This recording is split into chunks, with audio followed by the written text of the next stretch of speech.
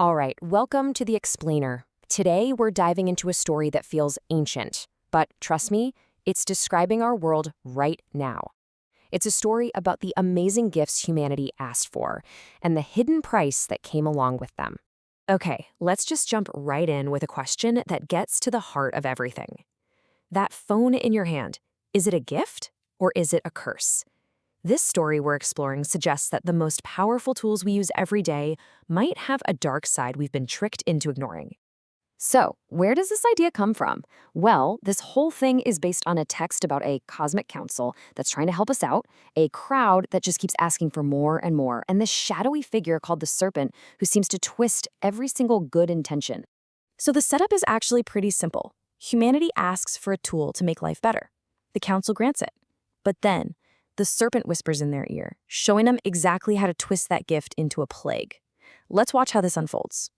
Okay, first up, people wanted to shrink the world. I mean, they were tired of walking everywhere. We're riding donkeys, right? They asked for a way to move people and ideas faster than anyone could have ever imagined. Yeah, sound familiar? This is basically humanity asking for airplanes, for high-speed trains, for cruise ships. And the goal, you gotta admit, it was a good one. Save time, meet new people, and learn more about the world. But the serpent saw something totally different. Not connection, but control. The advice was basically, hey, you should create a bunch of new gatekeepers, new rules, to limit the very freedom you just got. And this just lays it out perfectly, right? You see the pattern.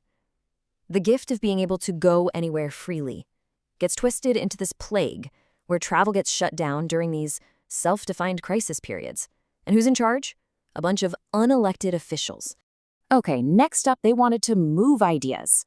They asked for the printing press, which, was kind of the original internet, so that everyone could have access to knowledge, not just the super wealthy.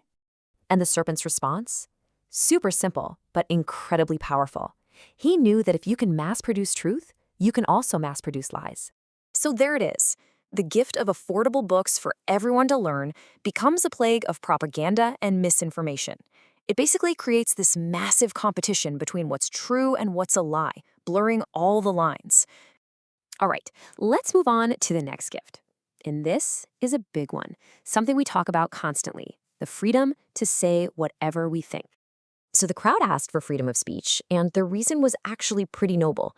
They wanted to share inspiration and truth, seeing it as a way to, enlighten people and bring them together. But the serpent, of course, dangles a different kind of prize. Forget inspiration. Use that freedom for personal gain. It becomes a tool for criticizing, for condemning people, for spreading disinformation, all just to grab power and get famous. And here's what happens. The incredible gift of free expression gets twisted into a plague of absolute chaos. You end up with these ruleless rebels who demand the right to break all the laws and just live without any consequences. All right, so what about stuff we do just to chill out and have fun? Entertainment? Well, the crowd had a request for that too. So they asked for recorded music. Yeah, basically the original Spotify. The whole idea was to have beautiful, inspiring music on demand that would help them study and just create a really positive vibe. But pretty soon, it wasn't enough to just have inspiring music. They wanted music for every negative feeling: anger, rebellion, even horror. They started craving a constant distraction to avoid silence, to avoid having to actually think. So the gift of uplifting music turns into a plague of just constant clashing noise. It's designed to tell you how to feel, to break your focus, and, as the text says, to chase away any connection you might have with your own conscience. So all of these gifts, they were all leading up to one final, ultimate creation. After they got books and movies, the crowd asked for something that sounds, it sounds eerily like that device you're probably holding in your hand right now.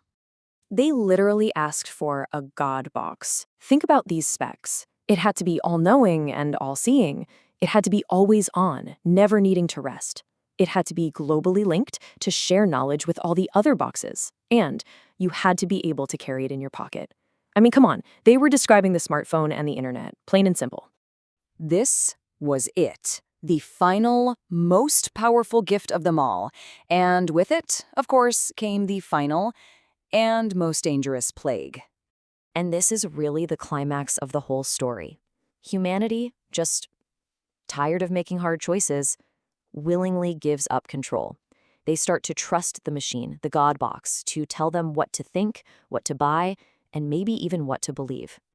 And what's so interesting here is that this AI invasion isn't some sci-fi war with robots. It's a quiet surrender.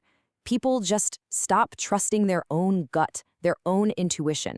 They outsource their thinking, letting these algorithms, guided by the serpent's motives, lead them towards constant pleasure and entertainment instead of, self-mastery and growth.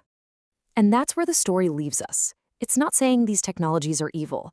It's saying they're incredibly powerful gifts that we've been tricked, or at least encouraged, to misuse. So it really just leaves us with a question.